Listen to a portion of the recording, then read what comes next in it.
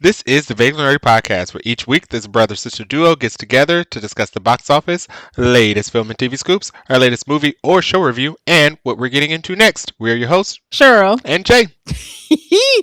Me and Jay have spent the last 3 hours trying to figure out how to record remotely. 4 hours.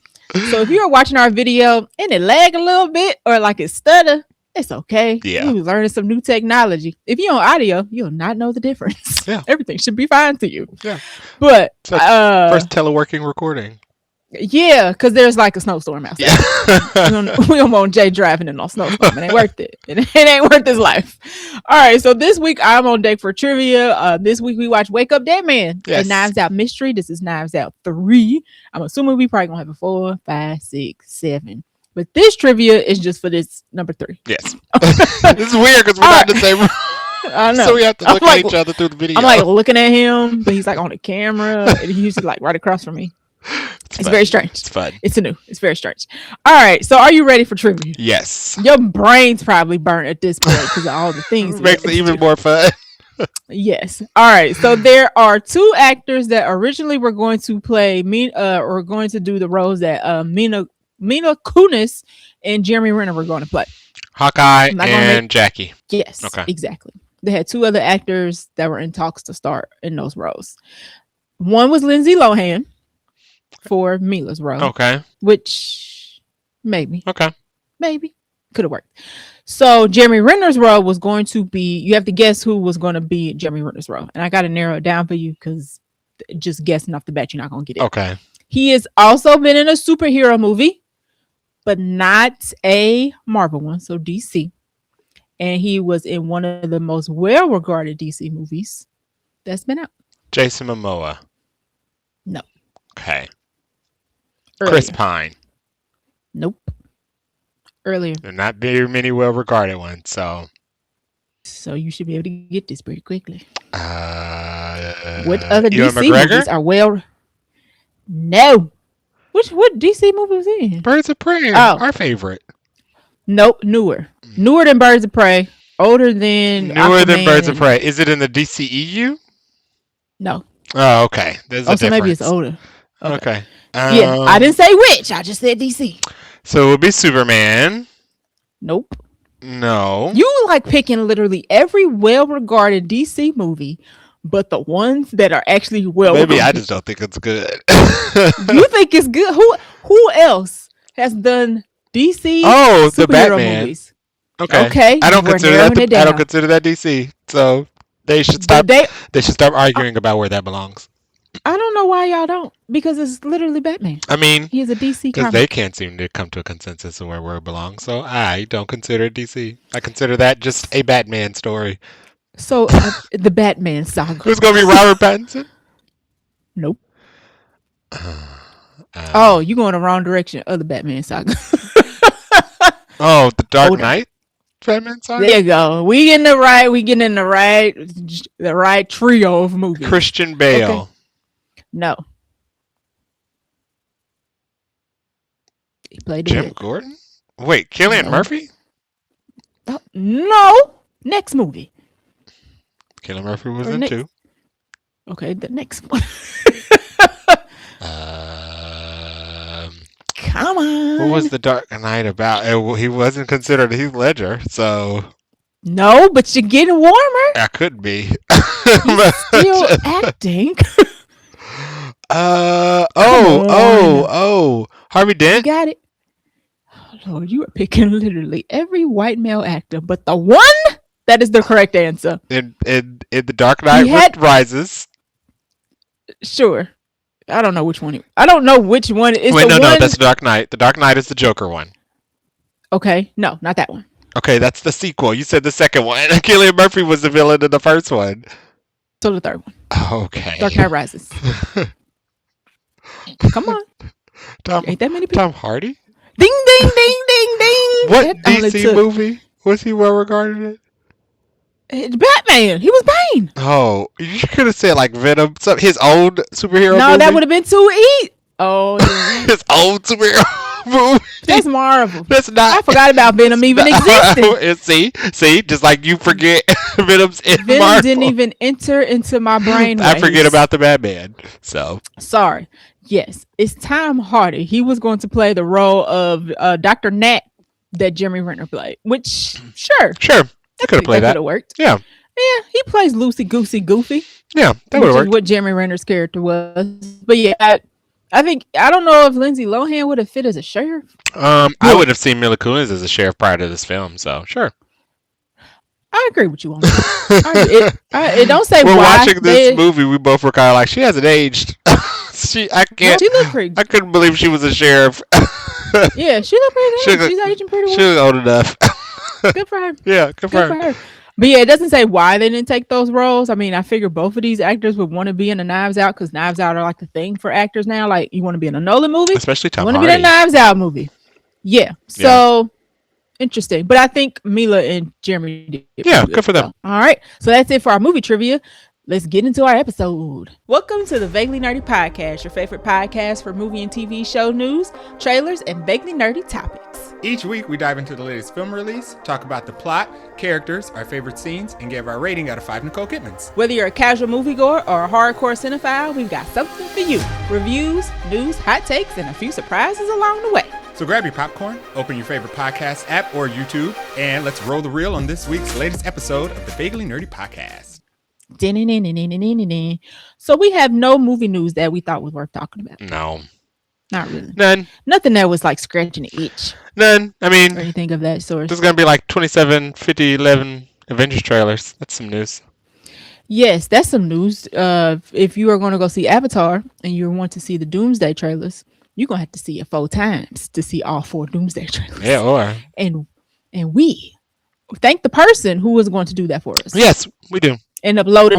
We do.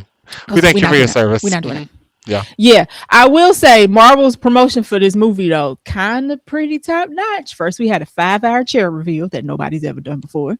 Now we have 4 trailers. Yeah.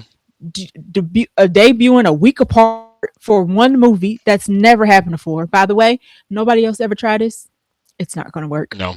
So we got a whole year before this movie even comes out. So who knows what's left?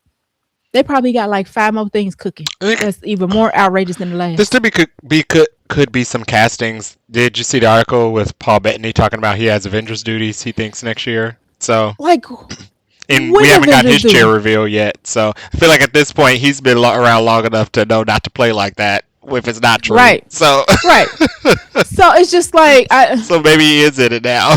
He probably is. But now it's like, is you in Doomsday or are you in Secret War? Right. Because which one? Now we have to guess when they say stuff like that, which one it is. Yeah. So that's gonna be now fun. It will be fun. I am excited to see these 4 trailers online. Yes, I am. In whoever's grainy iPhone format. Nope. Avatar's not getting 4 tickets out of me. Not getting one. So if you've not already seen our other episodes or listened to our other episodes, we are not going to see Avatar. It's not happening. But we appreciate the souls that are going to go do the work for us. Thank if you have a GoFundMe page, I'll donate to your popcorn fund. Yes, absolutely. I'll buy you a popcorn. I'll buy you. You got to go 4 times for me to get you a whole popcorn. Yeah. Sorry. I'll buy a Buncha Crunch. It's expensive. Them is expensive. But yeah, that was like the hot ticket of yesterday. Yeah.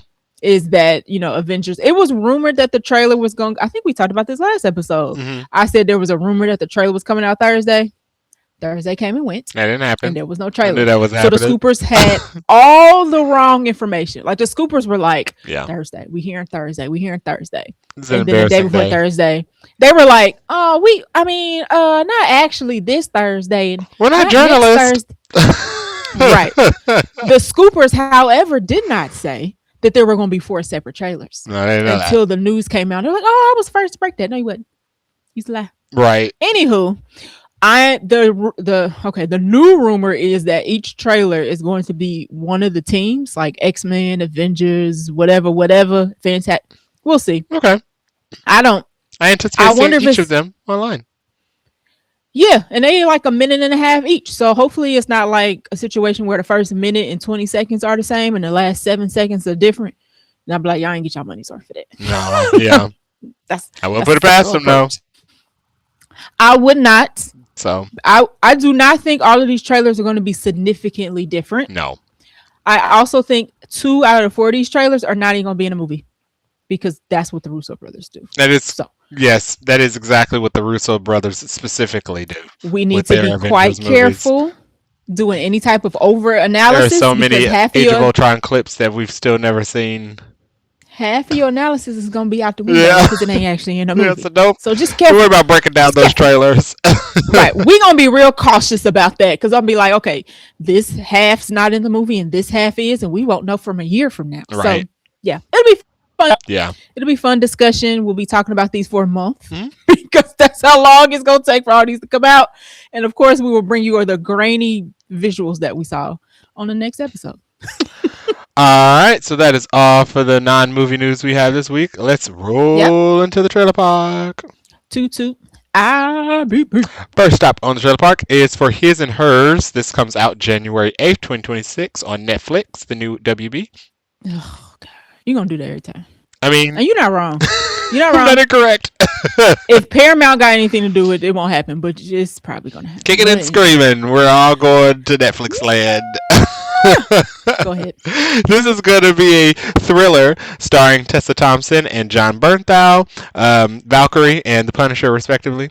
This series follows a former news anchor obsessed with a murder case in her hometown, but a detective begins to be suspicious of her involvement. So that's what the trailer is about. What it is actually about is this is a dramatic depiction of Gail Weathers and Dewey's relationship from Scream. Yeah, where there has been a murder. She's obsessed with finding who the killer is, and he is obsessed with trying to stop her. Yes, and the His and Hers relates to the fact that they are husband and wife. And one of them might have did it. Potentially. Potentially. We don't know, but it seems like they may have known the victim. So. Right. And this is not a comedy. This is straight up drama. Yeah. By the way. Jared mentioned the Scream reference, but it's definitely it's definitely a serious movie. Yeah. But I'm looking forward to it. It looks kind of interesting. Yeah, it looks interesting. So, yeah, they're married. They're at opposing ends of a murder investigation, and it seems like they both knew who she was. Right. He probably was. They both think each one was sleeping with a suspect. Her. So. He probably was, but that don't mean he did it, right? No, and that's I think that's why they have a moment at next to a lake where he says, you know, I'd never heard her, and she was like, I didn't either, which makes me feel like he was having an affair, and she thinks he might have killed her, and he thinks that she might have killed her too because he found out. Yeah. Hopefully it's not that simple. Oh yeah, I know. Hoping it's some other twist or turn, but it does look quite interesting and different. So, but it's Netflix. Shout out to both of them. So hopes aren't high. So it's not gonna be that different, right? Yeah, you're right. Shout out to everybody involved, though. Next up on the trailer park is for Speaking of drama. The Drama. This comes out April 3rd, 2026. This is going to star Robert Pattinson and Zendaya. Batman and Mary Jane, respectively. The film follows a couple whose relationship takes a major unexpected turn before their wedding. So we get depictions of a fancy upscale New York wedding between Robert Pattinson and Zendaya. Chaos though.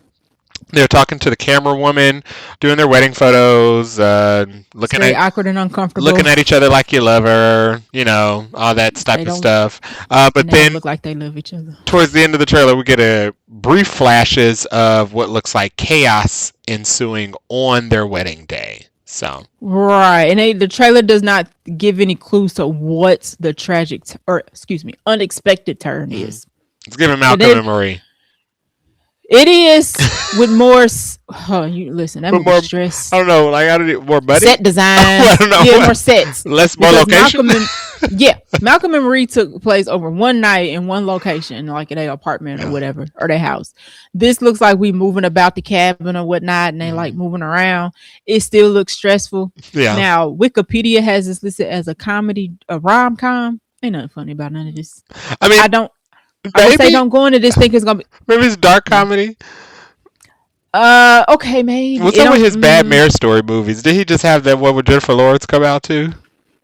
Yes, that was definitely not a comedy. That was about her having a psychosis, mental breakdown because of PTSD or postpartum depression.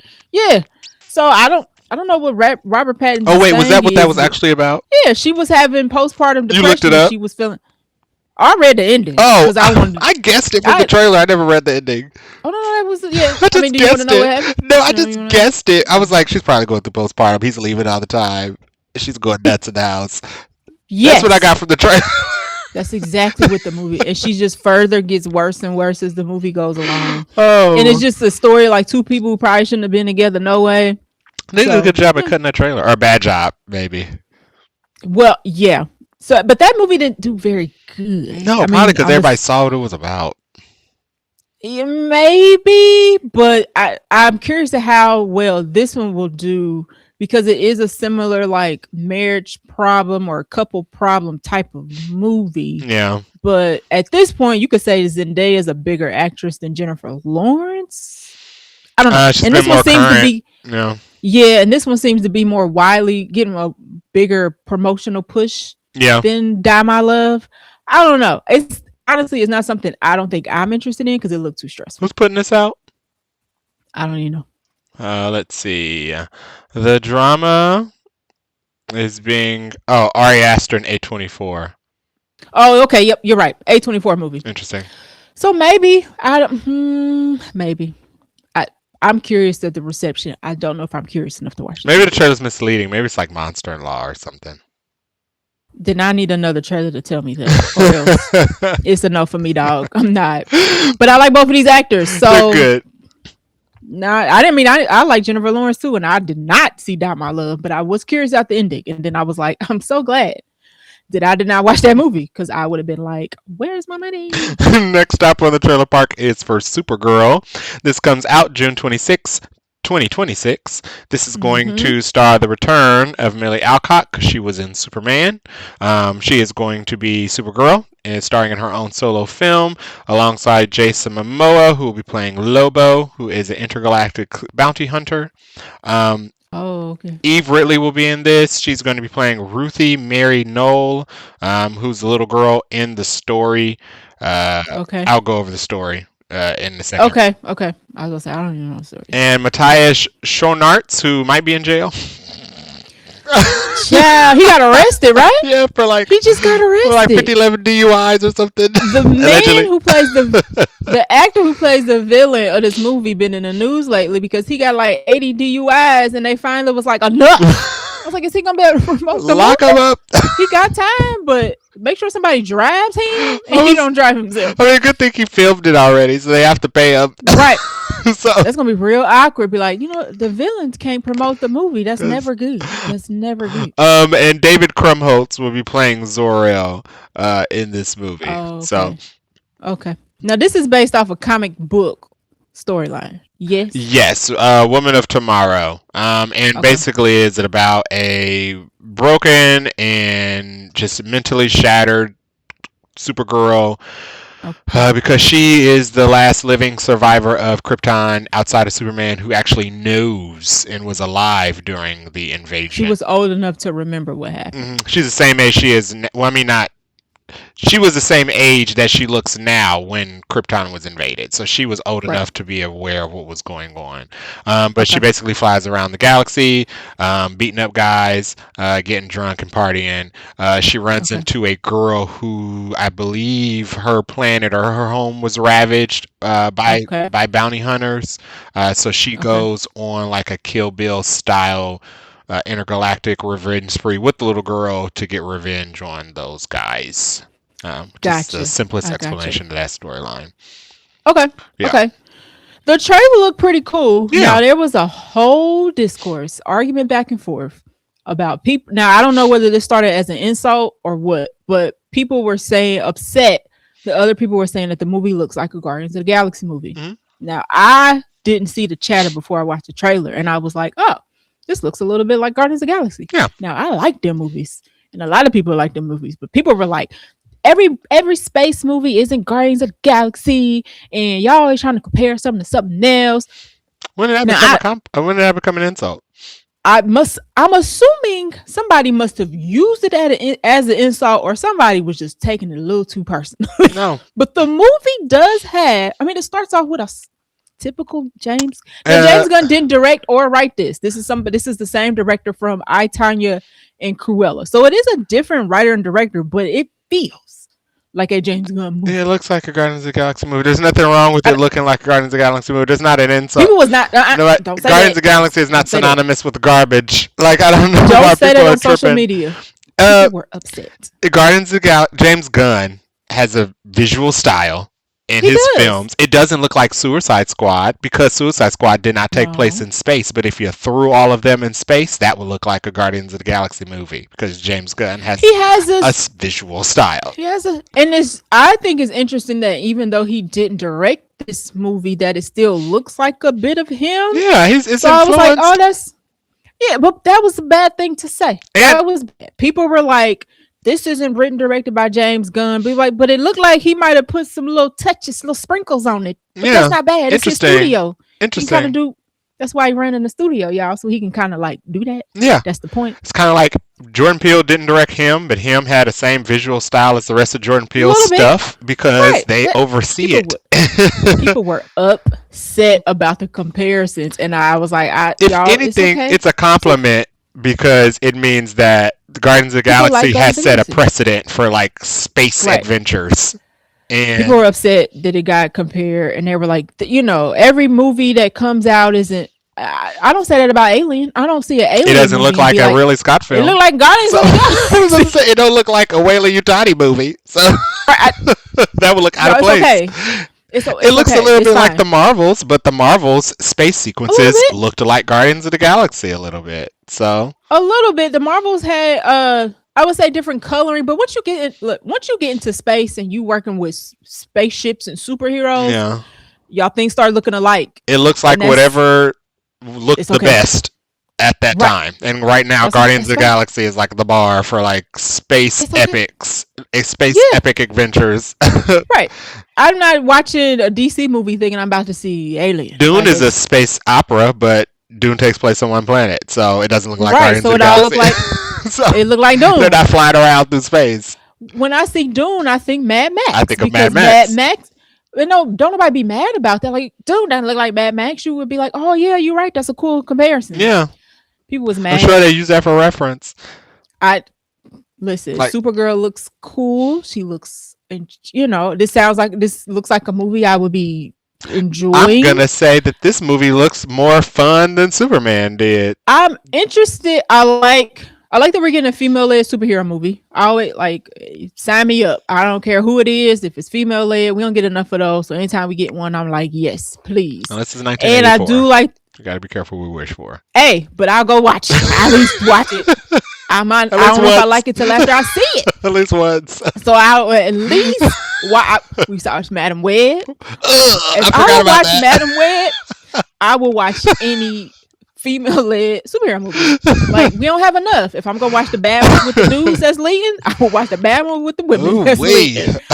So I would definitely check this out. I mean, we're definitely gonna. We're actually gonna review this. This movie, the trailer looked a lot more fun than the Superman movie. And I like Superman. Space hopping. I like Superman, but I thought Superman originally was gonna be we were gonna get Galaxy Trotting Superman. Because I thought that's what he talked about in the very beginning in his inception for his ideas for what he wanted to do. But he changed, and it's fine. Superman looked like he never... Yeah, Superman don't seem like he ever leaving Earth, which is fine. Because we got Supergirl who gonna be doing all of that. But I'm good for that. Sometimes I feel like fandoms like to argue just for the sake of arguing. I saw more people upset about the Guardians of the Galaxy comparison than I saw Guardians of the Galaxy comparison. All the complaints... Is the timeline filtered? What's going on? All the complaints people have about Superman should be resolved in this film, because all the main complaints about Superman are he's too good, or he's too nice, or he doesn't do things a certain way. And she has no limits, and she's an alcoholic. So no. Oh, and we get crypto. So. Hopefully, although people are alluding that something gonna happen to crypto, I'm like, please. Go again. I think it would be funny if Crypto was good when he's with her. He's just a menace when he's with Clark. So because that's how dogs do throughout the whole film. If he's like well behaved with her, yeah, because that's how pets. They act out when they own us. Yeah. So this looks good. People, we just can't ever have some superhero related come out and then not be a discourse. So of course, but it looks like fun. I I'm always DC stuff. I'm always kind of like, oh, it looks cool, looks fun, and I see like, oh, that was really good. I mean, I only want one thing from DC, and I ain't getting it. So whatever comes, I'll be like, sure, fine. Birds of Prey was fun. We enjoyed Birds of Prey. I think that was one of the best things that came out of DCU. Superhero movies and a great villain. And that one was good. Yeah. Right. So people will be fine. Yeah, y'all gonna see it.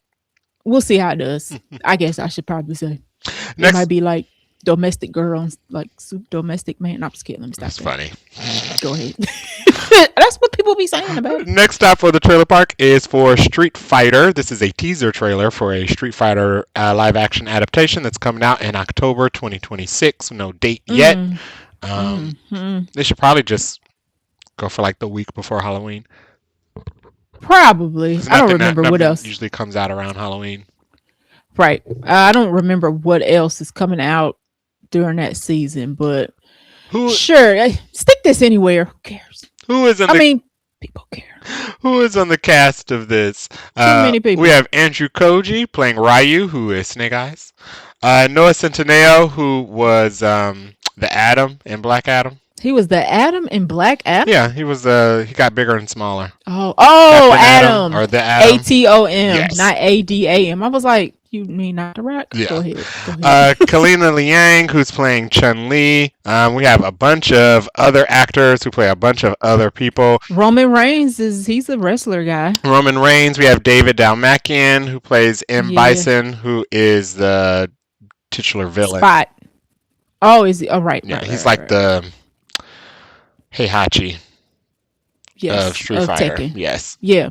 A couple other people's names that I want to mention. Eric Andre. We have Jason Momoa as well. I didn't realize Eric Andre was in this, or Jason Momoa was in this. I must have forgot. I forgot Jason Momoa was in this because I feel like he's just been in a bunch. He's gonna be, and he is in a bunch of stuff out and coming out. Right. So I just forgot this was Supergirl also on his list. Right. I think Supergirl came out in the morning and Street Fighter came out at the end of the day. And I was like, oh, Jason Momoa having a great day today. He is. Good for him. Yeah. And Cody Rhodes, who is an actual wrestler as well, playing Guile. Yes. So what is this going? You forgot somebody. I don't know if you did it on purpose or not. The one person, well, there's multiple people I don't care about. The person I'm like, ugh, do I really want to watch this? Oh, that he might be one of the people I said a bunch of people I don't want to mention. Oh, okay. Yeah. Go ahead. Keep going. So go right that ahead. That is the cast list of Street Fighter. I appreciate it. I respect it. Go ahead. What is this going to be about? Who knows? Who cares? It's Street Fighter. They can pick one of the 6 games that have very flimsy premises and stories, but there is a brutal street tournament taking place, and this is the roster. That is it. Right. This looks almost one of those like good bad movies, but to me it veer a little further to the bad side than like the fun bad side. And I'm like, oh, you know what it reminded me exactly of? What? Remember Volcano High? Barely. Volcano High, that Japanese karate high school movie that used to come on MTV that was dubbed with like Snoop Dogg and RZA and them. And it was like goofy, campy, but full of kung fu. And karate. That is what it reminded me of. Everybody seems to be like, oh, it looks so campy, it looks so bad, it'll be good. And I'm just that's what Street Fighter is. I don't know if that's what people go to the movies to see, but you know what? People go to the movies to see things like Mario. So, Sure. Yeah. Because this ain't gonna have a plot like Mario don't have. What was the last movie that came out that didn't have a plot? Mario? No, it was an animated movie. Minecraft. Minecraft, yeah. So this will probably do gangbusters. You think so? I think so. You think it's gonna do better than Mortal Kombat? That'll be interesting to watch. I will say that much. Like which one gets, because Mortal Kombat's on the second one, but this one look like we actually got some combat. I don't know, but this one they specifically casted the streamers. Yes. They specifically casted people who aren't actors but are just like internet wrestlers, personalities who have a bit of a following. Yeah, you're right. For that, so I don't know. This one could do better. Yeah, I don't know. It's a goofy trailer. It shows a bunch of goofy. They got the design of the characters down. It looked like, I mean, wasn't like a real good budget for it. It'll make a bunch of money because of what it is. It won't be good, no, but it'll make a bunch. No, it won't be good. But yeah, you're right. It won't be good, and I don't expect this to be good. No, because why do you need a Street Fighter? It doesn't have to be, because a lot of things that aren't good make a lot of money. So sure, does that have to be this one though? We don't have to see it. Oh, okay, that's solid. TBD on if it make the podcast. If ain't nothing out. Maybe. That is all stops on the trailer park. Let's dive into this Buncha Crunch. All right, first up, we have some casting news for Hunger Games: Rise of the Reaping. More casting news. This one was a little maybe unexpected. I was surprised. Jennifer Lawrence and Josh Hutcherson are going to be back as. Jay has a look on his face. How? No. Good question. Good question. So they're back as, I'm forgetting the character names already. Katniss Everdeen and Peta. Thank you. Peta. And Peta are back. Like the bread. So people are guessing that this movie is going to be told through the eyes or through the story of Haymitch telling like present day, but he's telling them what happened to him. So I think this is just going to be like a cameo situation. The way the headline made it seem like they were going to be like not mains, but maybe like sides or something. I'm like, they can't be. This is told in the past. Yeah, super in the past. Yeah, so I think they just going to be in it to be like, hey guys, let's go for like steakums. And then he just sitting down. Steakums. And they having dinner. Steakums a district. What district? Aren't they banished? 99. I don't know. They came in there, they own steakums. Steakums out in the wilderness. With what's her name? Rachel Zegler. She's the only other person we know that went out there. Listen, Rachel gone. We don't know where Rachel is. The land beyond us. This definitely, I think, is more of it's gonna be a cameo appearance. And I wish they would have saved it. Like, why did y'all need to tell? They can't do more. I mean, they can't do future films. Yes, and this cast is stacked enough where we don't need no extra to get people to go see it. Yeah, so it's giving like cameo. John Hammond in the beginning of the Jurassic Park 2, where he was just there to give the mission. Boom. And was gone. Exactly. That's it. And he don't ever come back. In the whole movie. But I was like, okay, y'all, I guess this is a headline, but we'll see. Okay. Anywho, speaking of movies highly anticipated coming out, which is 28 years later, The Bone Temple, Sony is confirming that there will be a third movie for 28 years later. Now, this was up in the air.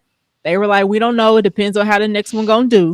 But the next one's getting such good early reviews because it's not out yet that they were like, sure, green light it, cut the check, sign the people. Well, that's one did too. That's one got great early critic reviews.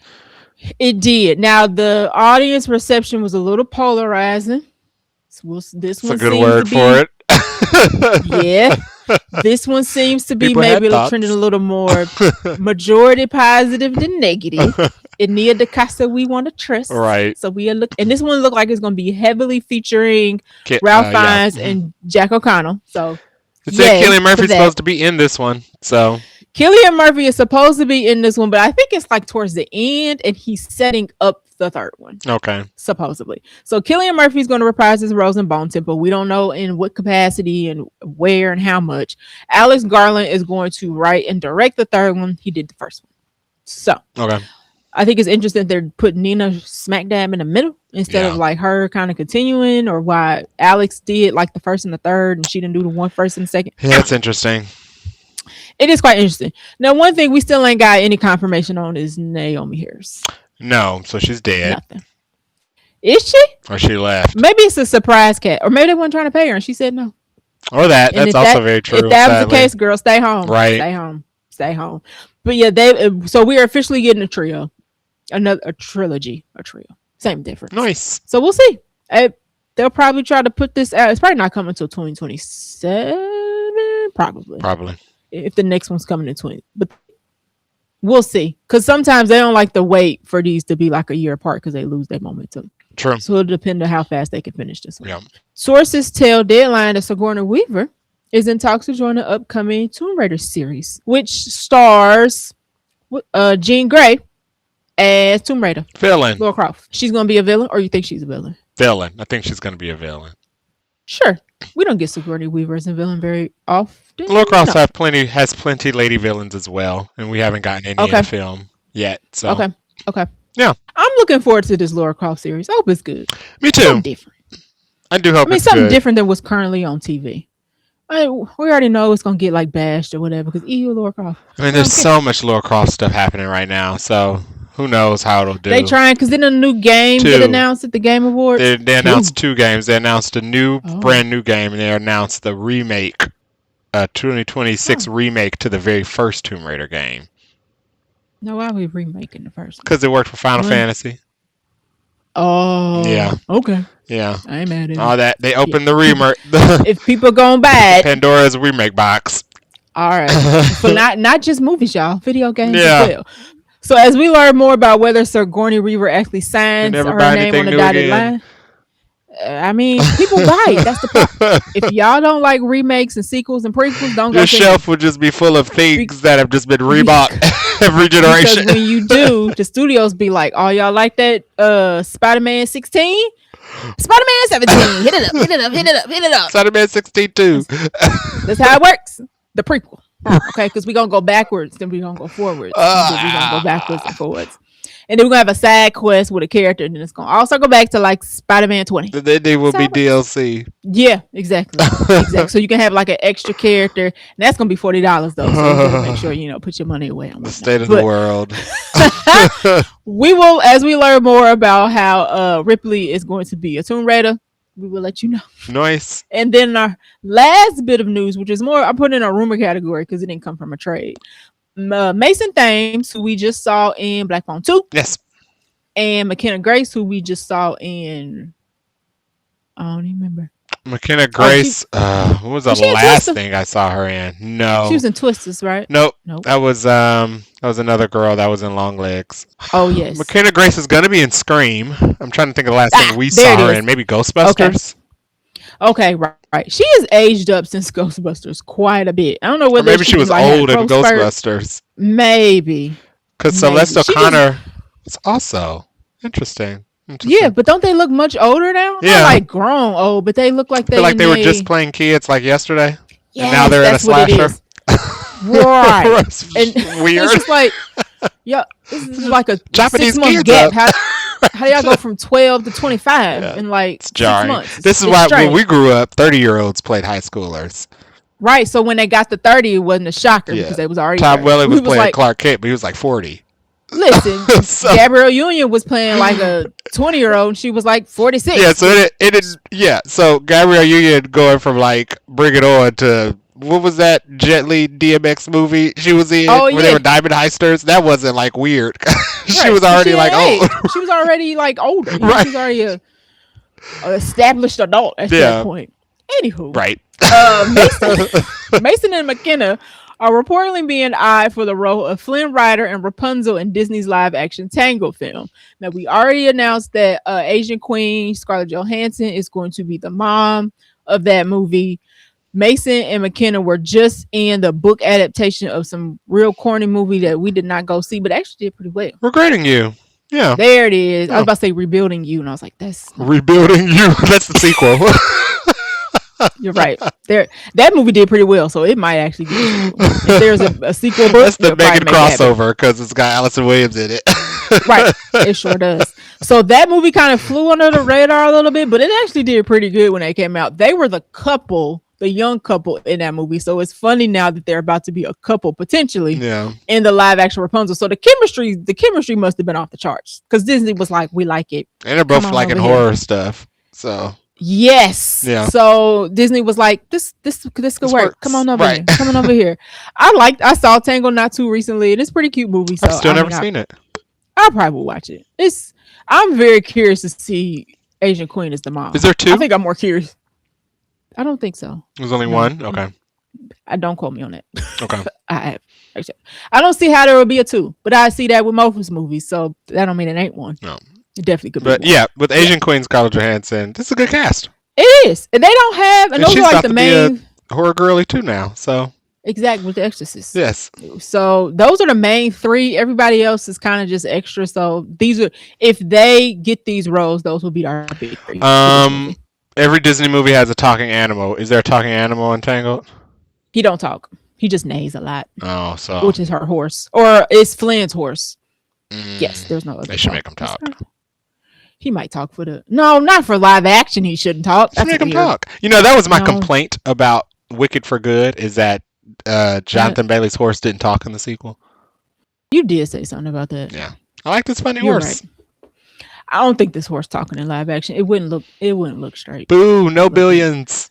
I mean, it's gonna make $1 billion because it's. It might. Disney Tangled live is pretty action. popular. It's a Disney, yeah. So anytime people like this, not gonna make no money. and I mean, like Zootopia it's just made like $1 billion, like what yesterday. So yes, yeah. Fastest PG movie to ever make. To get the fastest $1 billion track for a PG and that's movie. Disney animation or animated. So that's in-house.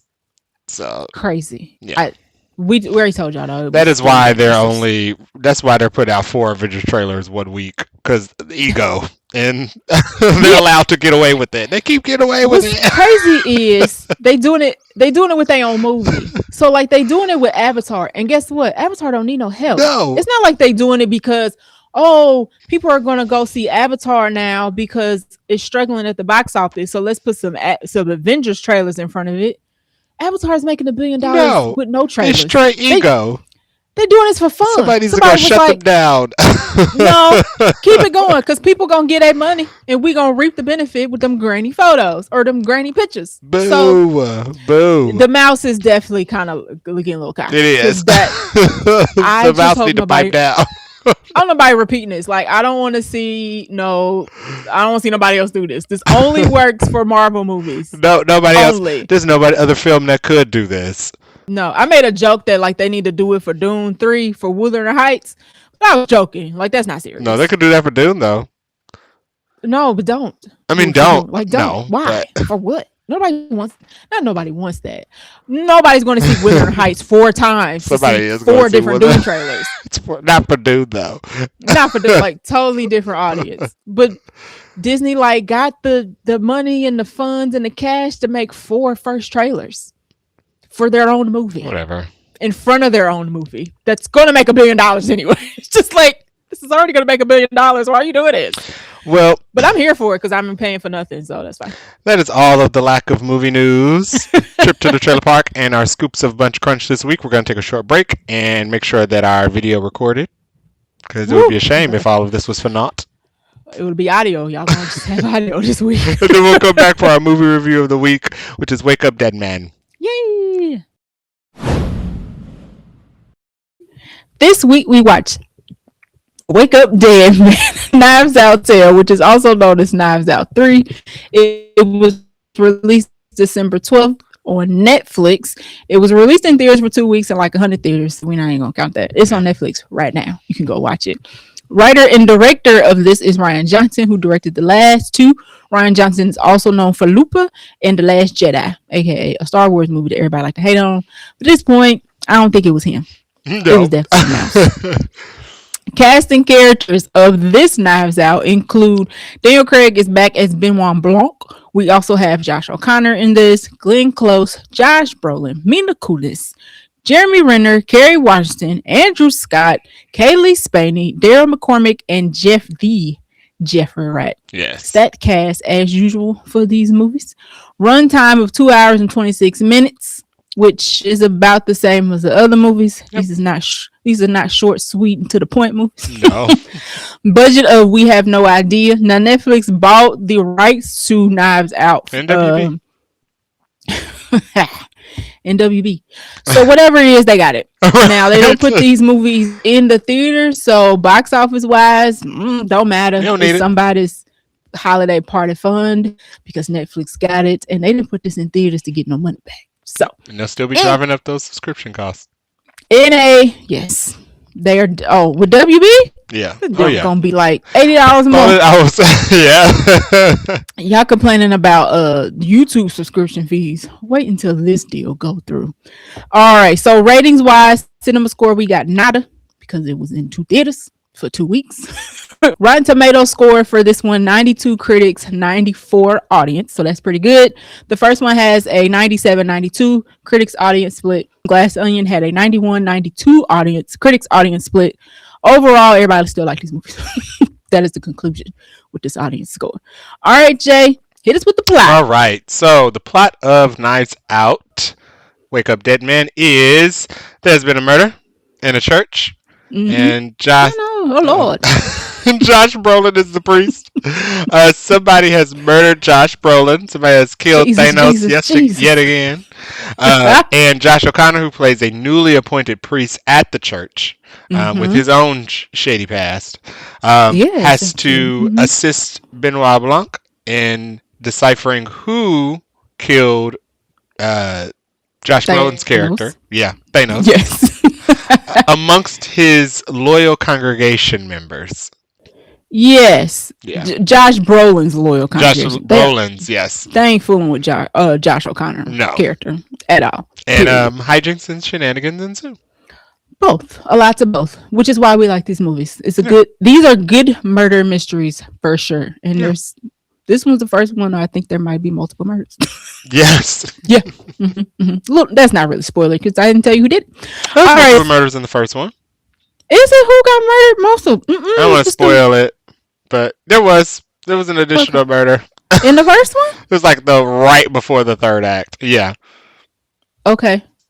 Oh, you're right. Yep. You're right. Okay. I was like, what? It's been a while. If you've not seen the previous two movies, we won't spoil them here, but they are worth the watch. And these really are not continuations. So the only person that goes from movie to movie is Benoit Blanc, and each new cast is different. So each one's a murder mystery. You should watch them all because they're all pretty darn good. Yeah. All right. So let's get into our non-spoiler thoughts first. You want to go first? I feel like you should go first. I feel like you should go first because it's clear right now. Okay. If you did not watch our news section, we doing remote virtual recording right now. It's been real choppy. I mean, they know because I sound like I'm reporting on Babe Ruth's. Oh yeah. Jay sound like he from the 60s. Final baseball. My audio looks good, and if you're watching our video, I look like I'm from the 60s. Jay's video looks good. Okay, so just work with us. If you on audio, hopefully you don't even notice no different. Well, you will because Jay sound like you from the 60s. Y'all listen. That's what Jay gonna sound like. Okay, there is a blizzard outside, y'all. We had to make do. We don't want Jay driving in the snow. The same contents will still be here. We'll still be our. We're not prepared, so I'm using my Microsoft Teams headset for recording today. Yeah, I know your ears gonna be real uncomfortable. They are right now. Yes, them things are not comfortable. Great. Back on subject. It's non-spoiler thoughts for Knives Out. Rian Johnson is 3 for 3. I like this one just as much as I like the last one, just as much as I like the first one. It's kind of hard for me to decide which one I like the best yet. But they're all three. This one was just as good. All the early reviews and stuff were right, which I'm thankful for because sometimes they'd be like, "Oh my god, it's like the best thing since sliced bread," and we watch it and be like, "This was not that good," but this was good. It's such a good murder mystery. Even if you guess early on who it might be, you still don't know why. Like even you're like. It is. So right at the third act is when Benoit does his whole like reveal. And even while he's doing that still in this movie, it's still not, they still keep the audience guessing. So I like that they kept that. Plot twist, we get a couple. This one, just like we always do, is still funny. I mean, somebody's murdered, right? So that's sad.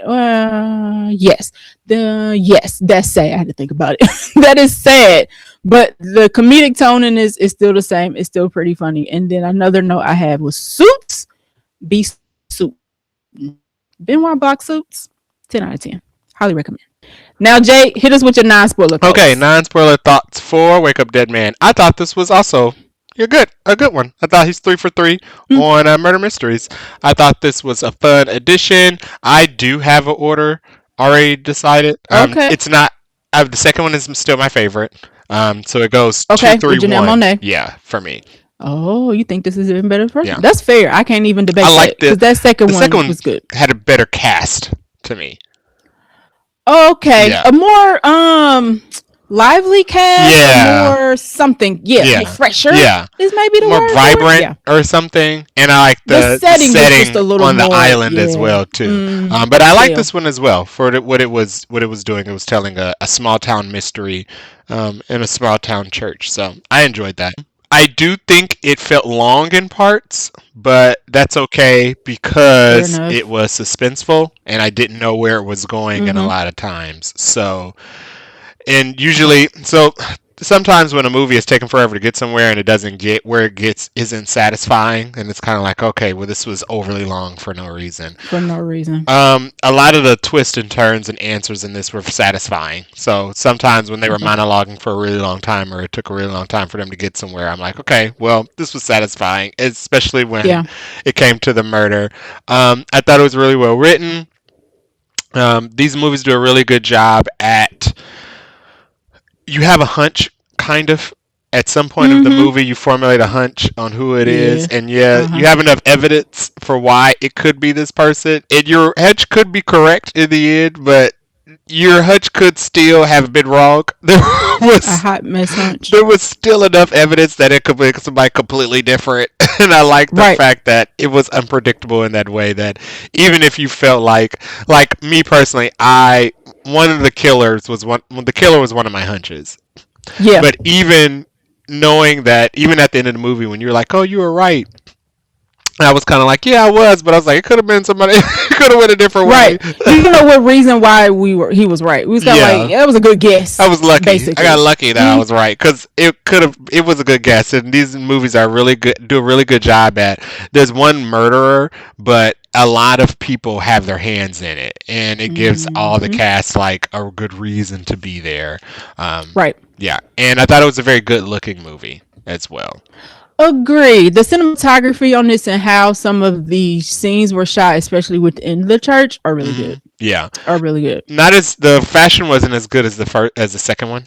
And I think that's because everybody in the second one was rich, and they had to like really convey the fact that everybody was rich. Or they were celebrities. Yep. But I really liked the way this one looked as well. Yeah, them suits. Benoit's suits was suiting. It was good. Yeah, this is the best Benoit's looked. Agree. Even though he looked like he looks very different in this one than he did in the first one, because he's got longer hair. He's got like a lot of facial hair. He's got the Mission Impossible 2 look of the Mission Impossibles with the long hair. Did you get a divorce from your husband? What's going on? Why that's so rough? But he looked like his suits though. Good, like super tailored. Okay? Yeah, great tailored suits. He getting paid quite well for solving these mysteries, basically. All right, anything else we have for non-spoiler thoughts? That's all I got. All right, so if you don't want to be spoiled, or if you're not going to listen to me and be spoiled anyway, you can keep going. But we are going to spoil this movie in 3, and 2, and 1. So it's a lot of characters, and we're not trying to have Jay edit for like a day. So if we go kind of fast, you'll be fine. You need to watch this movie anyway. If you already watched it, you already know who these people are. So, starting off the top, Daniel Craig is Benoit Blanc. He's just as good. He's just as funny. I actually have no critiques.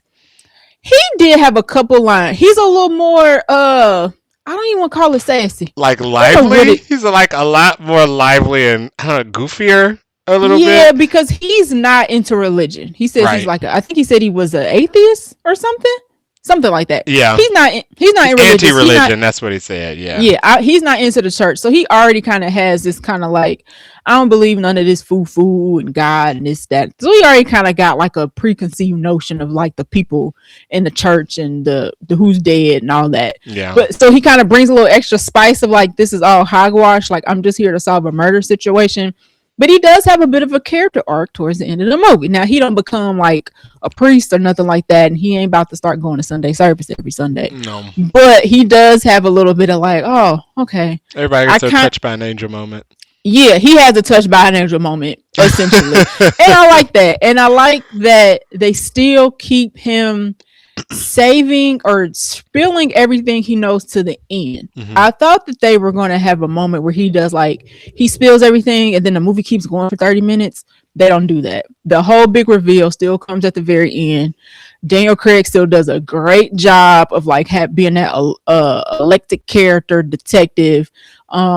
They haven't changed his personality. He's not like a jerk or anything like that. And Daniel Craig is just kind of made for this role. It's crazy how he's James Bond and Benoit Blanc. Like that's acting.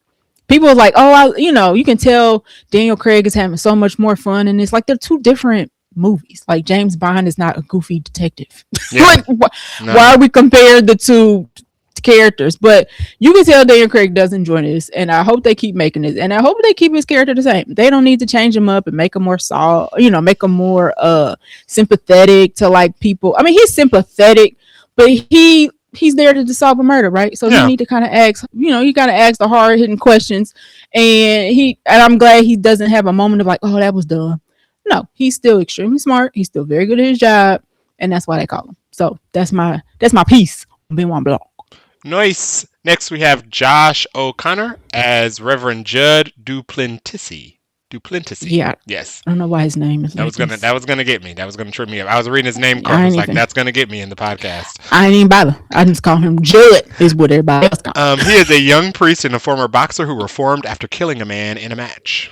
So he started out the movie being a murderer, technically. I mean, we didn't see it. We didn't see it, and we don't see how he managed to. Maybe because he was in a fight. I mean, like a professional fight. That's how Carl Weathers died. Okay, and so in Rocky, not in real life. Right, I was gonna say what, but I got you. I caught up on it real quick. We got Creed. Right, so he is like trying to channel instead of being angry, he wants to be good, and his mission, pretty much as a person, is to like bring people to God's grace. Like that's his whole thing. He's not here to make people feel bad about whatever they've gone through. He wants to bring good into the world. And he does a very good job of that. I have not seen Josh O'Connor in anything, so I was actually quite surprised. I was like, "Oh, you actually pretty good." Yeah, he was good in this role. It was a good job.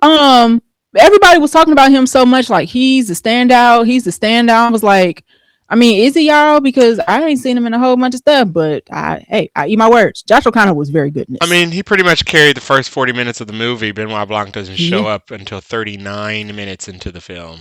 So he got some heavy lifting to keep us engaged enough to be like, okay, Judd. So, he definitely starred. I would say. Well, I mean, I guess that's the case for all of them. Like Janelle Monáe. Yeah.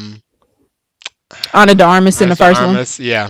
Sorry. Yeah, she kind of had that. I feel like this is the longest it went before he showed up. Yeah. These movies always have that quote unquote innocent character who's kind of like the co-lead to Blanc's character, who's kind of like introducing him around, getting him updated on what happened with the case. So he's kind of like the yin to the yang of Benoit Blanc. And Judd does a very good job of trying to we in spoilers. Everybody thinks he did it. Yeah. He killed Thanos, and he's out to clear his name once he can go to jail, but he also still wants to be a priest. Like he's like, I'm about to lose my priesthood. They're about to send me to jail. Like yes, please help. Like, I know you don't believe in all this, that, and the third, but I need you to help me, please. Very good. I ain't got no qualms actually with Josh O'Connor. I would like to see him on most stuff. Put him in most stuff, please. Glenn Close plays Martha Delacroix, a devout church lady and Wick's right-hand woman. I mean, what can you say about Glenn Close? I mean, that's bad. She's Cruella DeVille. And a little Cruella came out in this. Yeah. I was like, white female came out too. Where is the coat and the puppets? Because she real close. So Glenn Close, she has one of my favorite scenes, which I will save to that section. But Glenn Close is very good at this. She plays the perfect, like, when she's not just a devout church lady. She's been with this particular church like since she was a child. So she is very much like, this is our home church. Wicks is like our leader. I need you not to be trying to take him down. So when he goes, she super broke up. Yeah. Glenn Close plays a very good devout church lady, which is interesting because she's also got a touch of Cruella, which I guess probably not surprising for most people. She has great comedic timing as well. The character's not the character's not intentionally funny, but she's written very funnily. Yes. The character themselves is supposed to be serious, but they do a lot of quirky and hilarious things. Like she appears behind people or randomly from behind corners, or just shows up in a room and nobody has seen her walked in. She does that several times in the film. Or she bursts into random wails or tears, or throws herself against the ground in prayer at random moments of the film. Yes. Really good. Yeah, she was very good. I think she was, out of everybody we're going to go down, she was my least likely suspect. Interesting. Because she was the one where... what, you're right. I was kind of like, well, she had no reason. Like, she was the one character who's... That's not true. They laid it on very thick that it could be her in the very beginning when she was telling the story, and that's why I thought it wouldn't be her. Oh, because it was too obvious, right? Yeah, because I'm like, you're the very first person we meet, and you're giving us the entire history of everything. So and you literally have been in this church your whole life. And you're already kind of off-putting. Why would you be this helpful? Right. So she was kind of like, you think she might be because she probably in this third most out of anybody. Yeah.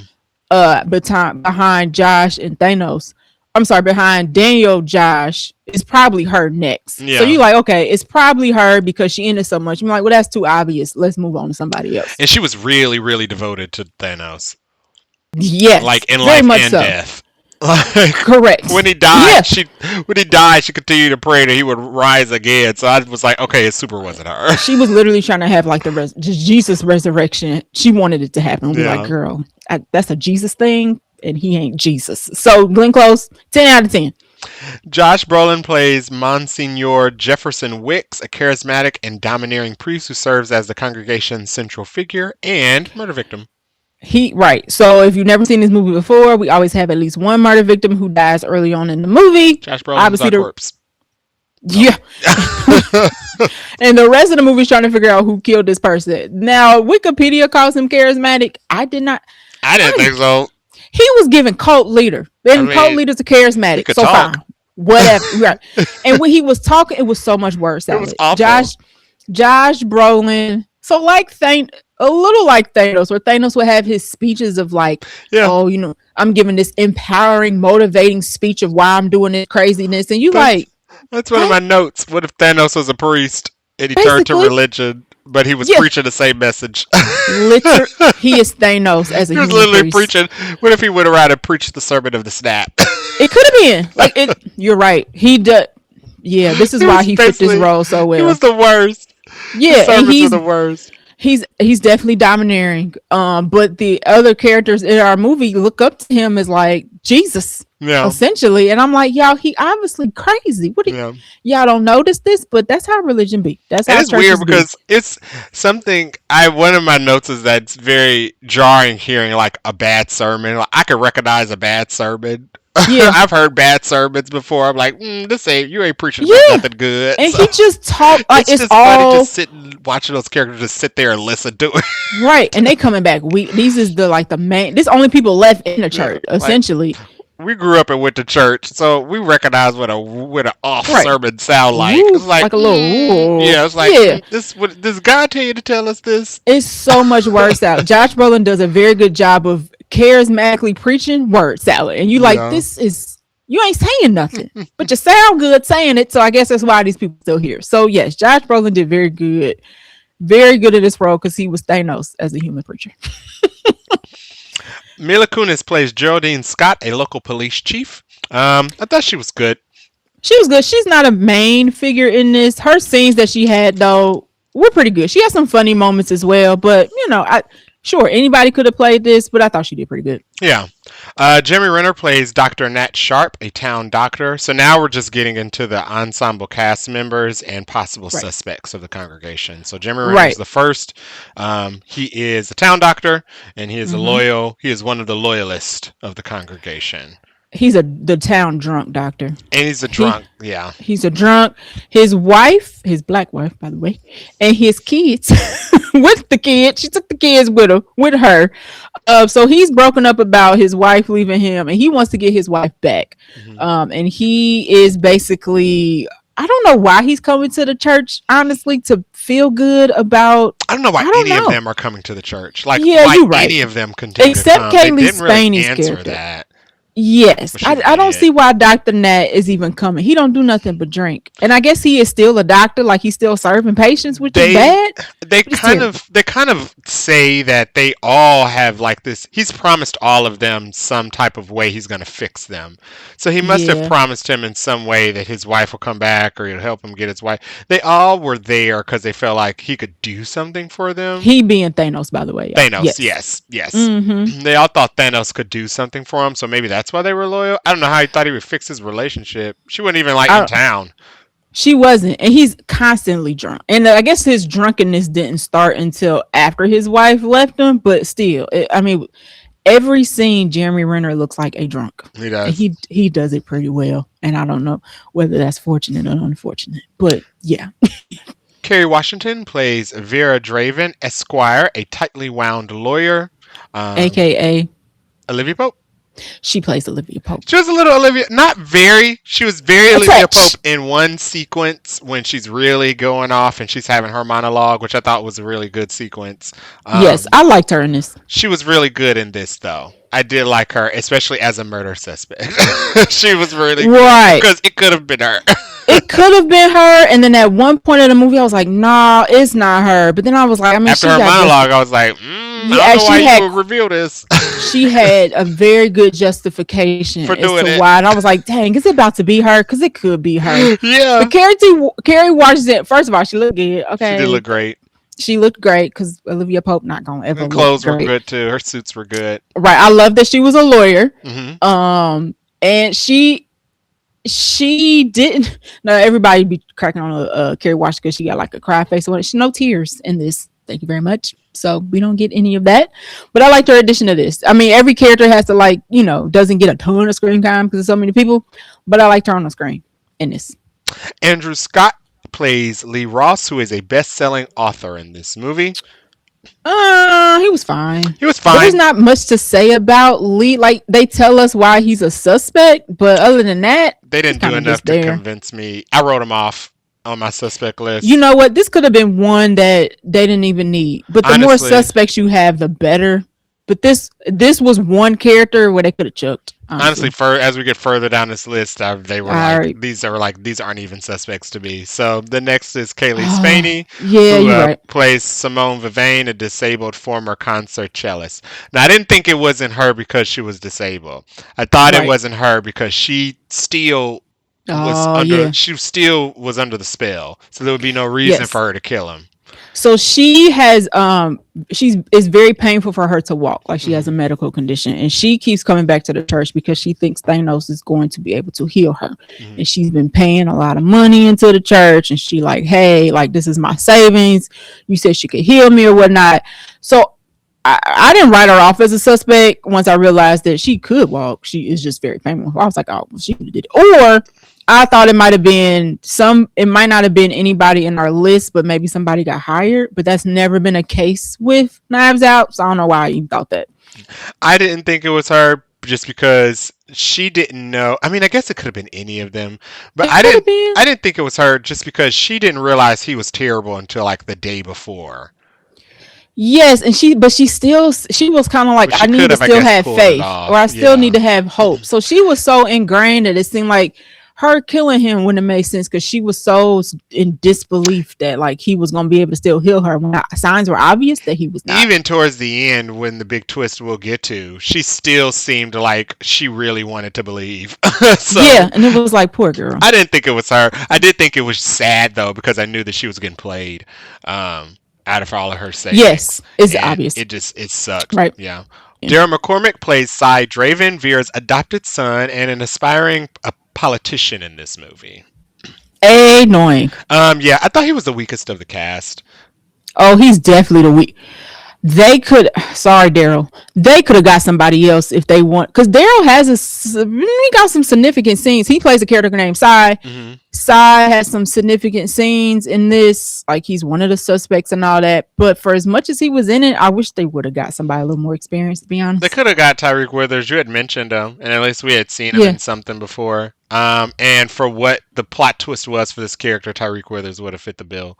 So yeah, so I don't understand why I was like, his performance just wasn't good in this. But basically, Darren McCormick's role in this is Vera's adopted son that she's very open about in the beginning is clearly a offspring from a child that her father had out of wedlock that he just brought home for her to raise as her child. She's been raising, and they don't look old enough to be adopted from the mother and son. I guess that he was having an affair with some woman and got her pregnant.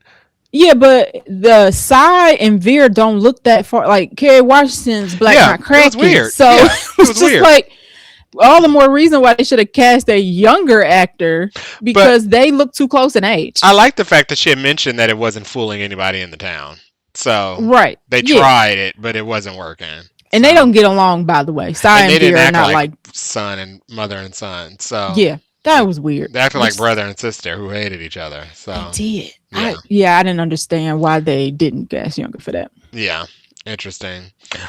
Jeffrey Wright is the last on the list. He plays Langstrom, who is a bishop who assigns duplicity to Wick's church. So Jeffrey Wright is in this movie for only 3 minutes. Yeah, 3 minutes. Yeah. So spoiler, he ain't a suspect. But I forgot he was even in this movie. I was like, how did I miss that?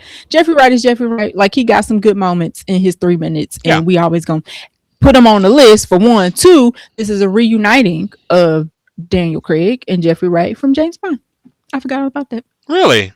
Yeah, he was. Yeah, yeah. I forgot he about got killed in the James Bond series. Yeah, he did. I was like, oh, friends are back. I mean, I guess they both did, so they both can't go. Oh, don't remind me. We ain't got time to go on that soapbox. We ain't got time. But Jeffrey Wright, it was nice to see him in this. I liked his little role, but it was, it's Jeffrey Wright, so it's always like a big little role. All right, likes and dislikes. All right, I didn't have much dislikes. I will say I did like the religious theme tone was pretty cool. It's what's his name? Judd's character is very committed to like wanting to be like a good priest. And I like the conversation he and Blanc have because Blanc is anti-religion. So all of that was cool. Glenn Close character adds that kind of zany religiousness to the movie, so we get different flavors of it. We get people following because they want something out of somebody. We got people following because they genuinely believe, and then we got people that are like zealots that are kind of like only Jesus is coming back. Right. Okay, like you need to calm down, relax. So the different variations of that I thought was cool. I like that the ending. They do that part where it's like the ending, and then it's like the ending, and then it's like, the actual ending. The case is solved, but there's a twist that actually solves the case. Right, and then there's like the big reveal, but it all happens very close together, so we're not dragging that out. Thank you very much for the pacing on that, because I hate when we go like 15 more minutes, and then like, oh, here's the actual ending. You're like, come on now. Could have been. Come on, Lord of the Rings, Return of the King. Don't do that to me. Dislike. Right, and then you come back and you're like, oh, we're not done. No, none of that. Thank you very much. Likes. I already mentioned the suits. I also did like the town cinematography. All that was good. Minor dislikes. We already mentioned. I did not like the actor who plays Sai. Unfortunately, I think that character could have had a little more oomph if they picked somebody else. For me, it did take a little long to get to Blanc. It's like 40 minutes. And Josh O'Connor does very good at setting up the story. And we really get to know his character really well. But I was like, where is Blanc at? Because I thought that Judd called him, Josh O'Connor. But that's not the case. The police did. The police was like, good misdirect with that too. Yes, because the whole first 40 minutes, you thinking Judd is writing a letter to Ben Blanc. But that's not the case. Right. The police is the one who called Blanc in. Right. And then also, where's his husband? Where's Hugh Grant? He wasn't in this at all. He wasn't there. He came from yeah. We don't know where Benoit Blanc lives actually. We don't. But he got a nice little shanty apartment. Super nice apartment. He was also on The View apparently. I thought that was he was on The View. So he's more famous, which is interesting. So maybe he got fame from solving Janelle Monáe's films. Well, you know why? Because that was the Mona Lisa situation. Oh, he was. So not gonna spoil, but the Mona Lisa was involved. Yeah, the Mona Lisa was involved in the last film. So maybe that's he got fame from that. Right. And then this is not really a like or dislike against this movie, but this movie did make me miss The Residents. Boo, Netflix. It should have crossover. I love The Residents, y'all. If y'all haven't seen it, it's still worth watching. But it's also a murder mystery situation. It's so good. I'm mad. They're both on Netflix. They should do a crossover. Well, Netflix said they're not paying for The Residents no more. I mean, they could pay her to come back and do appearance. They could in the next Knives Out film. Oh, that would be so good. Both of them could work together to solve the case. We're not gonna get it. Don't put my hopes up. Don't do that. They want to pay for The Residents, but they're gonna pay. Well, I mean, WB I guess isn't worth that much. Yes.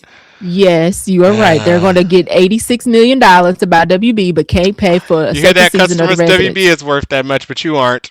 Yeah. So, Anywho, boo Netflix. likes and dislikes for me. I pretty much echoed the same likes. I didn't have any dislikes for the film. The pacing was a little bit of a roller coaster, but it paid off in the end. It did. So I was fine with that. Mhm. Any special likes that I had that you didn't mention? It felt like they injected more comedy in this one. This one felt funnier. It has some laugh out loud moments for sure. Like legit laugh out loud moments. Yeah, so it definitely had more comedy in it. Especially Benoit Blanc was like funnier and quirkier in a way, which was fun. I think Josh O'Connor did a really good job. I didn't have like expectations from him. Me in this neither. movie, but Yeah. good job. I mean, because we were stuck with them for the first 40 minutes of the movie. So They had to pick somebody that was going to carry us until Blanc showed up. they did. They did a very good job at that. And I thought it was really well written. So Agree. let's You gotta have a good knack to. You gotta have a good writing ability to write murder mysteries where we like, oh, I don't know who it is. Get me out of here. Oh, and also I'll throw in, I like the fact that he solved the case. There was, I like the fact in these movies that he always solves the case, and I hope that stays the same. I hope he They got us for a always second, solves though. the case. They got us for a Yeah. second in this when they kind of led up that it was an impossible murder and there was no way he was going to be able to solve it. And then at one point he says he's not going to be able to solve it, and then he reveals that he actually does have the answer to the case. I love that. I hope they never do one where he doesn't solve the case, or leave it up in the air about what the answer is. Yeah, ambiguous endings. Yeah. No, Like, we write don't the want mystery and show us that you know how to write a mystery by writing how to solve it. Right. So yeah. He's talking about y'all House of Dynamite. So Yes, they got us for a second. I was like, oh my god, are they about to end this movie without solving this case? I'm gonna I have would to have throw been my so laptop. upset. Yeah. I was like, there's no way this movie has this high of a rating and he didn't solve it when we just had House of Dynamite that had no ending and people was hot. Yeah. So I was like, oh, thank you for the fake out, but I was concerned there for a couple seconds. So let's get into the ending. All right, so this is a mystery, so we're gonna try to explain it the best we can. It's best to watch it yourself so you can see it unfold, because you get all the theatrics and whatnot. So the ending is that Thanos had a grandfather who had a fortune, and the fortune was this jewel. It was called Eve's apple. Just made everything up. Eve's apple was this big, nice diamond, okay, worth a lot of money, supposed to be like $80 million. And he did not want to give it to his daughter, Thanos' mom, because they called her a harlot whore. Yes. She was not a harlot whore. They was just treating her like trash because she was out in the world. Yeah. Anyway, they were super religious. Right. Instead of giving his fortune to her so that she could raise her child and live, he decides to swallow it and dies. And Cruella knows this because she was a little girl when all this happened. So she's like, for like 60 years, I have known where this diamond is. Well, Josh O'Connor, Judd, shows up when, new on the scene. And somehow, he's talking to her about something else. She is convinced to confess to Thanos, Monsieur. How do you say it? Monsignor. Monsignor, jacked it up. Thanos. To, they Catholic, so they do confessions or whatever. She's convinced to confess to him where the diamond is. Thanos is like, oh, word, bet. He is like, I'm about to go get this. So he actually, I had to read this on a couple different articles because I interpreted this differently. I thought originally he was the one who faked his death. He did not. He actually decided, because his father's body is in a crypt.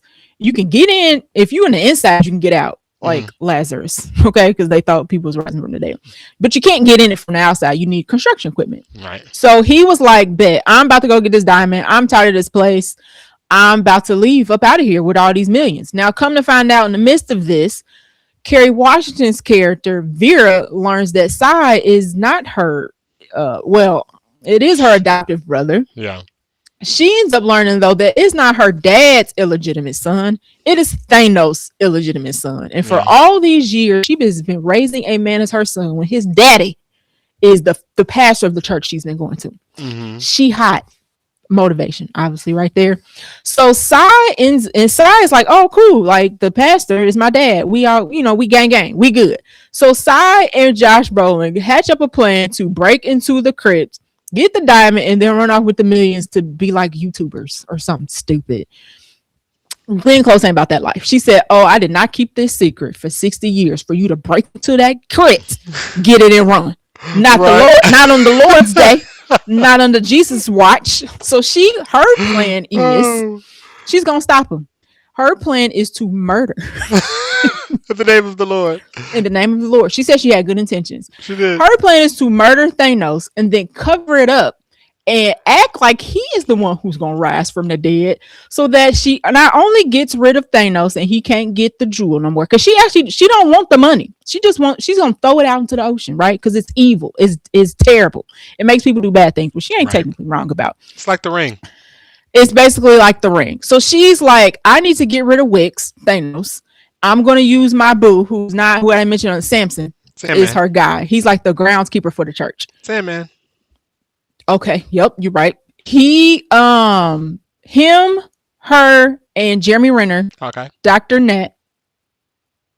You said, hold up. I said Hawkeye. Oh, Hawkeye. Right. They are going to murder Wicks, put his body in the crypt, and then, murder Wicks, disintegrate his body in a vat of acid, and then use Samson to rise from the dead from the crypt, because you can get out from the crypt from the inside, right? You can't get in.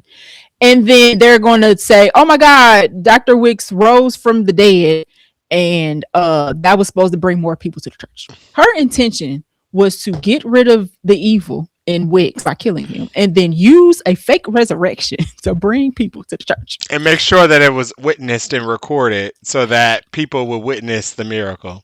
Yes, so they staged it to where they would be recorded that Thanos has risen from the dead. What she don't plan for is that it didn't make no sense, girl. Like, come on, nobody's gonna believe Wicks, the church that the pastor of the church that nobody want to fool with, has come back from the dead. Like Jesus not picking him. I know. So Judd foils that whole plan because he showed up wrong place, wrong time, witnesses what's going on. Nat, however, decides he gonna have his own plan and take the jewel for himself, kill Samson, think he about to kill Glenn Close. She ain't about that life because she's Cruella for real. Right.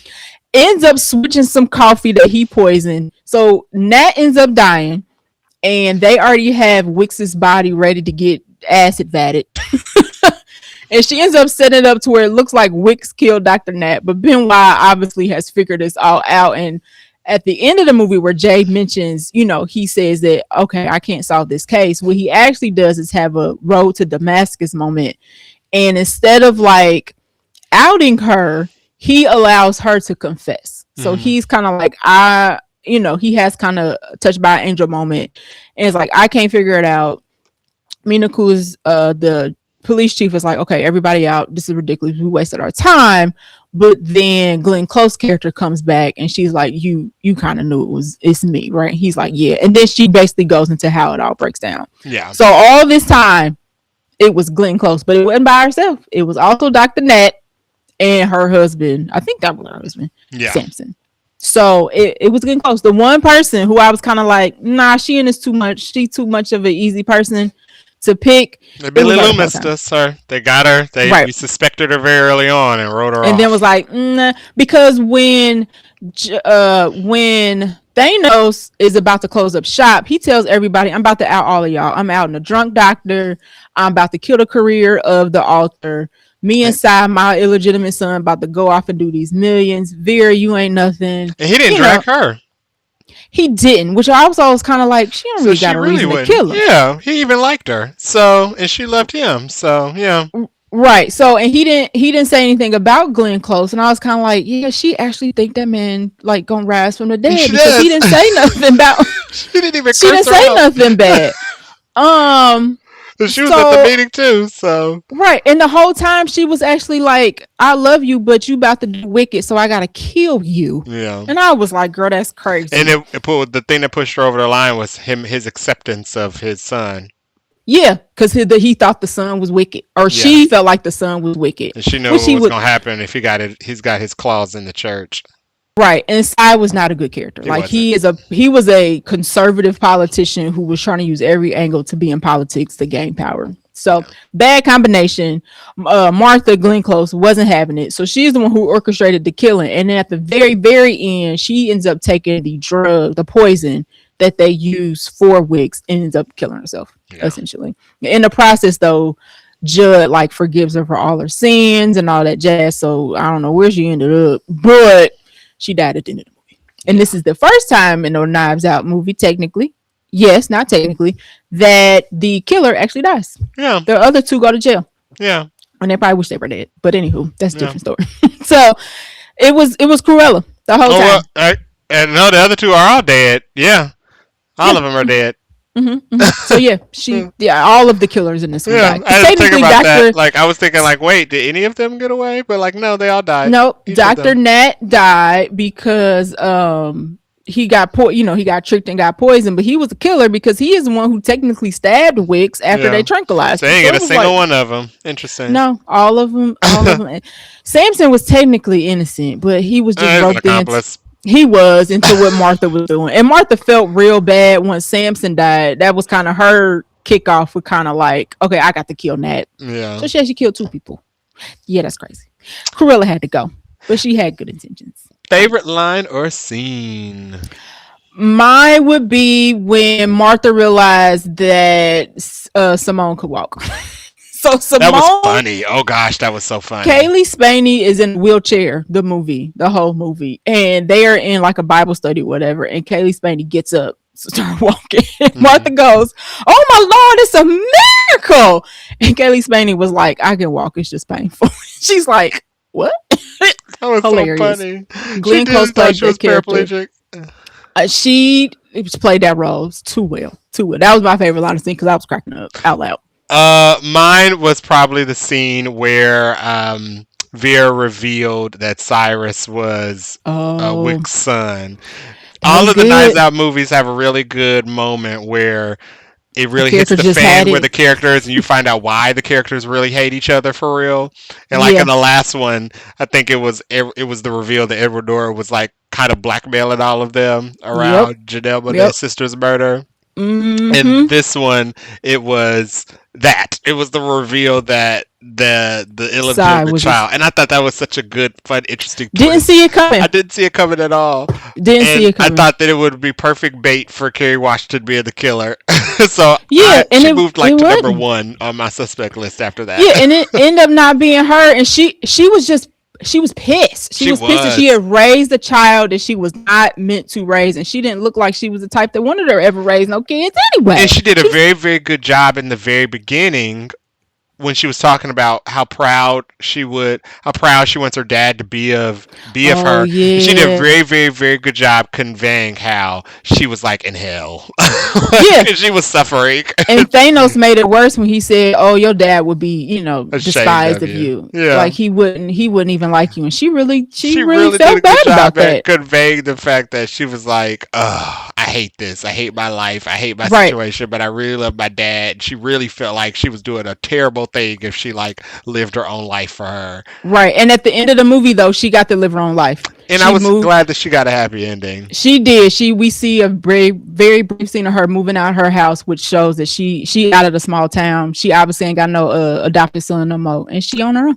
Close runner-up would probably be the first prayer meeting scene with Judd when they couldn't get past the fact that he killed somebody, and they stopped listening to everything else that he had said after that, and they all just looked like he was about to whip out a gun. Because they all was like, "I don't know why we here," and then it was like, "Oh, why are we here?" They were like, "Oh, you're a killer." You're a killer. And the fact that he just kept going, he doesn't realize that they have completely checked out. Right. Judd is really trying to be hard at being good, and he don't. Unfortunately, he with a bunch of wicked. It was good. So it's hard to fight through it. Do you have any random notes? I like the zoom in shots. Okay. Rocket ships was pretty funny. So Martha Glenn Close thinks that the drawings on the crypt are rocket ships. They are not. I'm not going to tell you what they are, They ain't rocket ships. I'm not. Because this is a G-rated show. They ain't rocket. You can put that together yourself. And she was like, "Who would put these rocket ships on the crypt?" And they just look at her like, "What?" Martha was down for the cause, man. She was down for the cause. That's why she was a murderer. Because she was too down for the cause. Let's see. Oh, Glenn and Thanos doing something. So I had a note where Glenn Close's character Martha comes out of the confessional all flustered, and then Thanos comes out of the all, and I was like, "Oh my god, are they sleeping together?" Yuck! But no, that was a scene where Martha told Thanos where the jewel was hidden, and he was like, "Oh, I'm about to get rich. So that's what that was. Thanos ain't saying nothing but word salad. Monsieur, how do you say it? Monsignor Jalapeno? Yeah, Monsignor Jalapeno, yes. You can say that accent. He was like, "I don't care. Like, whatever you want to call him. It's Monsignor ridiculous." Jalapeno. And then keep making these, please. These are very good. I like these. I like me a good murder mystery, and these are top of the list. Anything for you? Mine were Josh Brolin's confessions were a mess. Oh, I don't know how I forgot about those. He was such a he needed to go. He needed to go. He actually had to get up out of here. And Judd was like, "I feel bad because I'm happy he's dead." Glenn Close is going to keep popping up in places. That was funny. The scene of Benoit jiggling the body. Oh, that was gross. I was like, why is he having such a good time jiggling his body? This movie had a lot of... Are you right? It had more funny moments. When they had to inspect the knife wound, he was like, flip the meat. It was like, let's pancake. And I'm like, how y'all really do dead bodies? Throws them off the table. Yuck. So that was gross, but funny. The town is given welcome to Derry. Yep. I agree. Yeah, the hatred. The hatred runs through the town. A religious town at that. I enjoyed the trio of Mila Kunis, Daniel Craig, and Josh O'Connor. Like the three of them running around. It kind of reminded me of like Lakeith Stanfield, who was kind of missing. From the other two, because he was the local detective in that one. Monsignor Jalapeno was on mine too. Monsignor Jalapeno. I thought it was going to be Kerry Washington at the scene where they have the meeting.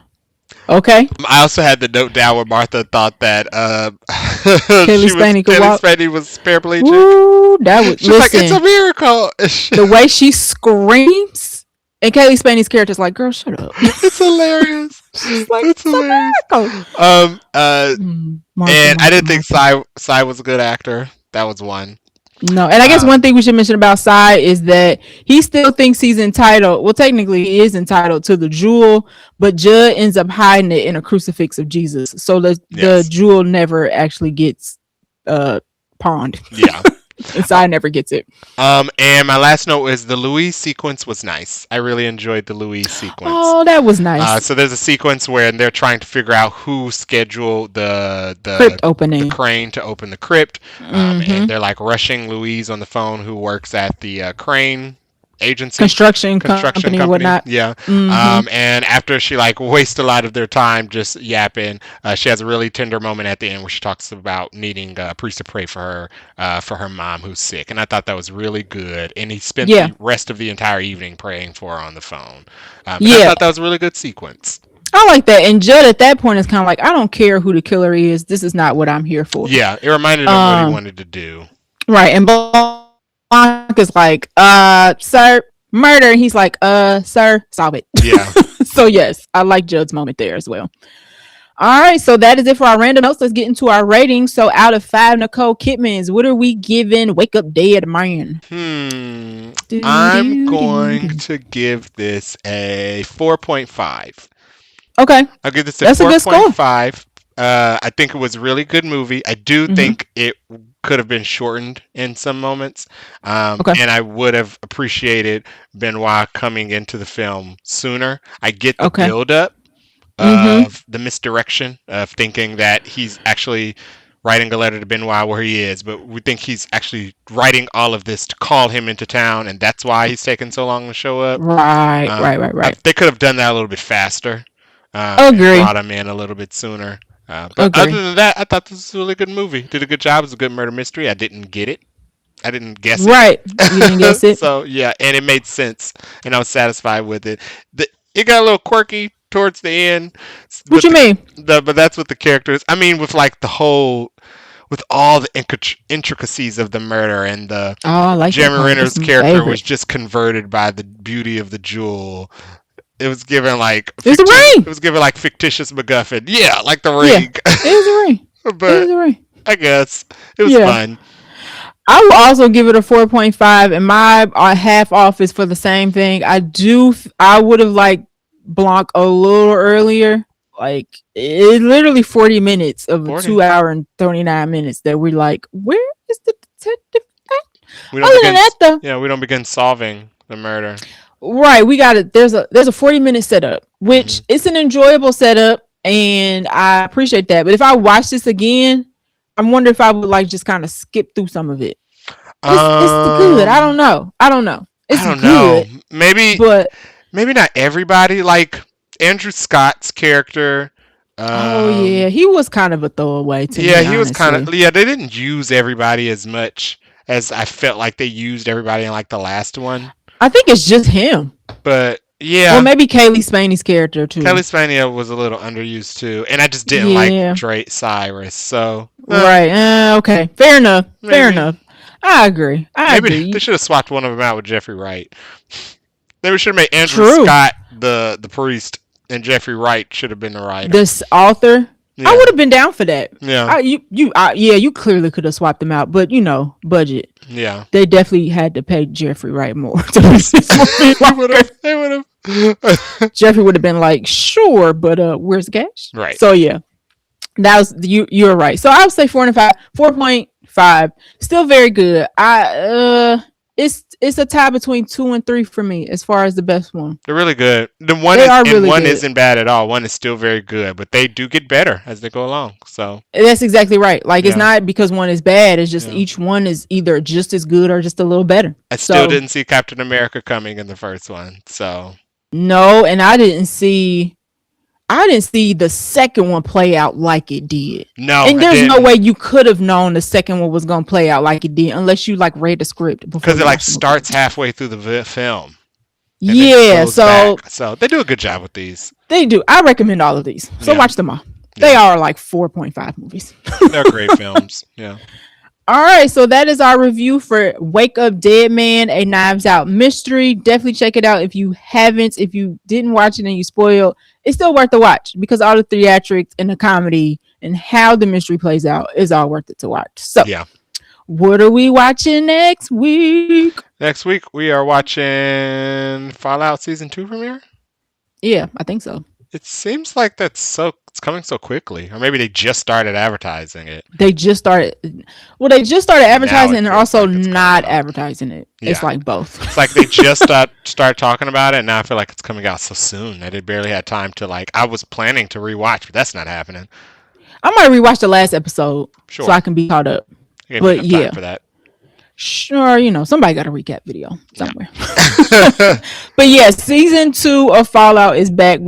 We really enjoyed the first season. Very good. So we are not going to watch Avatar. So this is going to be what we watch instead. Yeah. Speaking of Avatar, I might start watching the last Airbender show. It looks good. Okay. Yes. That is also some pictures for that just came out, right? Yeah. Okay. I need to start watching. I got like 12 shows to watch. I don't know which one I'm going to pick. Are you caught up on Welcome to Derry? I am. Okay. I heard the last episode was a doozy. It was bad, wasn't it? Okay. It was bad. Interesting. Yeah. It sounded like it was. It was bad. Yeah. Oh, wow. I mean, I wish. Such a great show, though. Taylor Page is really killing it. I'm glad y'all enjoying it. I like that for y'all. Yeah. You would not make it. It sucked for me. It gets really graphic with the twitchy ghoul demon ghosts. Can't do it. It's really bad. And everybody be showing clips and stuff, and I gotta keep scrolling because I'd be like, nope, I can't do this. And now, Dick Halloran's box is open, so now he only sees dead people. Corpses walking around all the time. So, yuck. I hope it wins some awards, but yuck. Yeah, it should do pretty well. Yeah. The same guy. Right. He's doing the Brave and the Bold, so. Oh, okay. Yeah. Okay. Well, Jay's on to us. Right. Which is interesting. Maybe he just needs to stick to horror, and that's okay. He might be horror girly. Yeah, I mean, he's about to do the next Batman, supposedly. Make it scary. No, because they want kids to see Batman. They're not gonna make it scary. Yeah, that's G-rated for sure.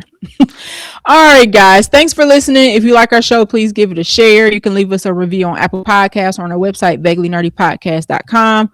You can leave a voice message that we can play on the show if we are not recording virtually, because I don't know how we're gonna get that in. Anywho, you can follow us on Threads and IG at Vaguely Nerdy Podcast, Blue Sky and Twitter at Vaguely Nerdy Pod. You can reach us at vaguelynerdypodcast@gmail.com. And if you're listening on a podcast app, you can watch our animated show at Vaguely Nerdy Podcast on YouTube. Now, this episode might be a little choppy, but that's okay. Normally, it's perfectly fine. Until you had to break the glass on this one. Break the safety glass. Right. We still give you quality content. Yeah. Until next week. Bye. Bye.